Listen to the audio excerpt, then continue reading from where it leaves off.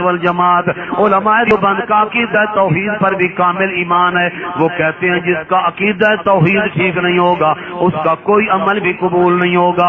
اسی طرح جس کے دل کے اندر عقیدہ توحید تو موجود ہو مگر اللہ کے پاک رسول کا ادب نہ کرتا ہو, اللہ کے پاک رسول کی عزت نہ کرتا ہو, اللہ کے پاک رسول صلی اللہ علیہ وسلم کی شان میں گستاخی اور بے ادبی کرتا ہو, اس کے بھی اعمال قبول نہیں ہوتے. میں نہیں کہتا, اسی قرآن سے پوچھ لیجئے. اللہ پاک نے واضح فرمایا یا ایھا الذین آمنوا لا ترفعوا اصواتکم فوق صوت النبی ولا تجهروا له بالقول كجهر بعضکم لبعض ان تحبط اعمالکم وانتم لا تشعرون. اللہ فرماتے ہیں جس نے میرے پیغمبر کی شان میں بے ادبی کر ڈالی, قول کے لحاظ سے بے ادبی کرے, عمل کے لحاظ سے بے ادبی کرے, گفتار کے لحاظ سے بے ادبی کرے, عقیدے کے لحاظ سے بے ادبی کرے, عمل کے لحاظ سے بے ادبی کرے, اللہ فرماتے ہیں ان تحبط اعمالکم, جس نے میرے پیغمبر کی شان میں گستاخی کی, جس نے میرے پیغمبر کی بے ادبی کی, ان تحبط اعمالکم, اس کے سارے اعمال برباد ہو جائیں. تو معلوم ہوتا ہے قرآن کی عظمت اسی کے دل میں پیدا ہوتی ہے جس کے دل میں اللہ کے رسول کا ادب موجود ہو, اللہ کے پاک رسول کی عزت, اللہ کے پاک پیغمبر کی زبان کے اوپر یقین ہو کہ جس طرح قرآن میں شک نہیں ہے اسی طرح شان والے نبی کے فرمان میں بھی کوئی شک نہیں. تو قرآن کو مانے اور نبی کی حدیث نہ مانے تو یہ کیسے ہو سکتا ہے؟ جو شخص یہ کہے کہ قرآن اور ہے نبی کی حدیث اور ہے, قرآن کچھ کہتا ہے نبی کچھ کہتا ہے, نعوذ باللہ, تو یہ تعارض نہیں ہو سکتا. اللہ نے واضح فرما دیا کہ میرا محبوب قرآن کا مفسر بن کر آیا ہے, قرآن کی آیات کی تفسیر کرتے ہیں اللہ کے محبوب. اور ایک جگہ اللہ نے اپنے رسول کا ادب اور عقیدہ بیان کیا. سنو مسلمانوں, عقیدہ سمجھ لو, جب تک عقیدہ اللہ کے رسول کے بارے میں ٹھیک نہیں رکھو گے اس وقت تک خدا کی قسم چاہے عقیدہ توحید کو گھوٹ کے پی کیوں نہ جائے بندہ, سوا لعنت کے کچھ نصیب نہیں ہوگا. اگر اللہ کے پاک رسول کی شان میں گستاخی ہو گئی, پیغمبر کی بے ادبی ہو گئی تو پھر کوئی اعمال قبول نہیں ہوں گے. اب ذرا دیکھیے اللہ پاک نے قرآن مقدس میں شان والے نبی کا ادب کتنا خوبصورت بیان فرمایا. اللہ فرماتے ہیں وَلَوْ أَنَّهُمْ إِذ ظَّلَمُوا أَنفُسَهُمْ جَاءُوكَ فَاسْتَغْفَرُوا اللَّهَ وَاسْتَغْفَرَ لَهُمُ الرَّسُولُ لَوَجَدُوا اللَّهَ تَوَّابًا رَّحِيمًا. اللہ فرماتے ہیں میرے پاک پیغمبر, اعلیٰ پیغمبر, بالا پیغمبر, ازکا پیغمبر, اتقا پیغمبر, اخشا پیغمبر, اے میرے محبوب پیارے پیغمبر, جب آپ کی خدمت کے اندر گناہگار آپ کے امتی آ جائیں اور وہ مجھ سے معافی مانگیں اور آپ بھی ان کے لیے استغفار کیجئے تو اللہ ان کی توبہ کو قبول کر لے گا. اللہ پاک مہربان ہے.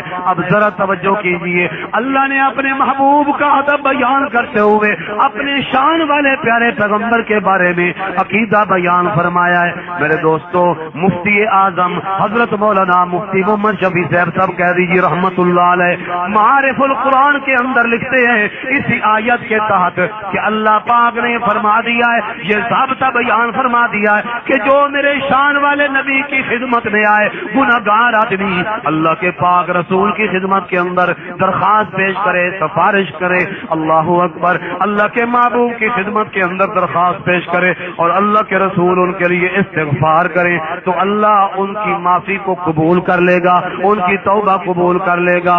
وہ فرماتے ہیں کہ آج بھی یہ روضہ مبارک کے اندر اللہ کے محبوب پیارے پیغمبر صلی اللہ علیہ وسلم بجسدہ بروحہ تشریف فرمائے اور آج بھی جو روضہ مبارک میں جا کے صلاۃ و سلام عرض کرتا ہے اللہ کے محبوب سنتے بھی ہیں, سلام کا جواب بھی دیتے.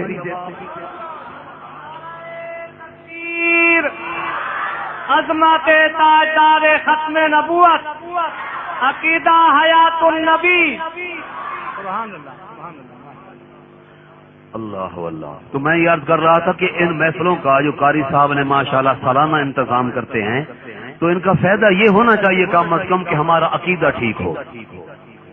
اللہ تعالیٰ نے قرآن مقدس میں بیان فرمایا، عقیدہ حیات النبی کا نعرہ لگائے تو میں عظمت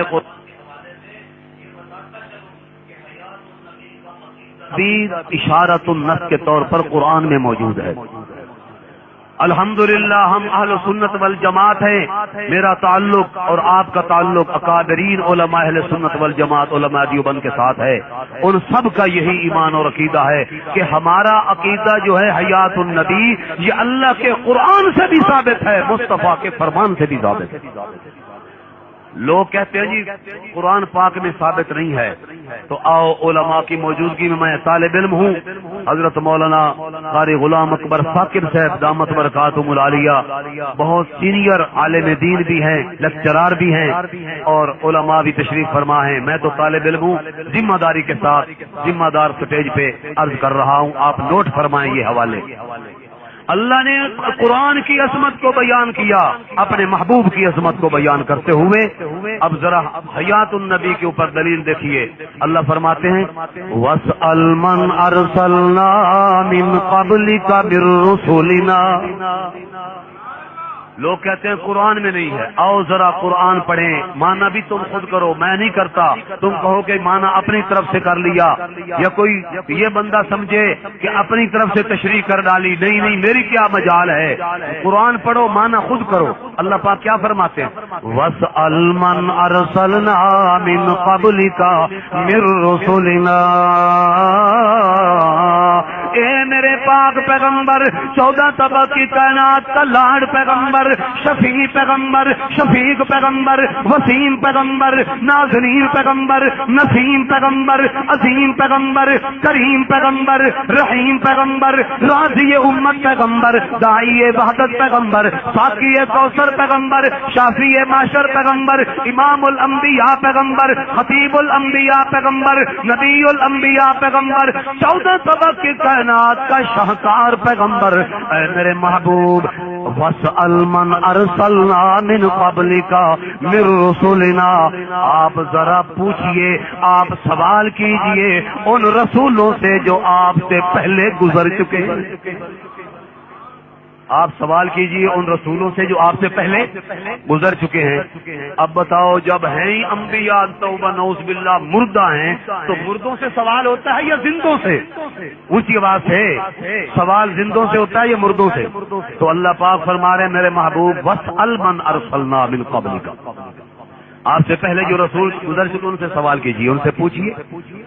تو دوسری دلیل سنیے، اللہ پاک قرآن مقدس میں فرماتے ہیں وَلَقَدْ آتَيْنَا مُوسَى الْكِتَابَ فَلَا تَكُنْ فِي مِرْيَةٍ مِّن لِقَائِهِ۔ یہ اس لیے عرض کر رہا ہوں عقیدہ حیات النبی کہ آج یہ فتنہ پھیلتا چلا جا رہا ہے، لوگ اللہ کے رسول کی بے ادبی کرتے ہیں، اللہ کے پاک پیغمبر کا نام لے کے، اللہ کی توحید کا نام لے کے شان والے پیارے پیغمبر کی گستاخیاں کرتے ہیں۔ اس لیے میں ضروری سمجھتا ہوں کہ عقیدہ حیات النبی کی وضاحت ہو جائے تاکہ آپ کو تسلی ہو جائے ہمارا عقیدہ قرآن میں بھی ہے، حدیث میں بھی ہے۔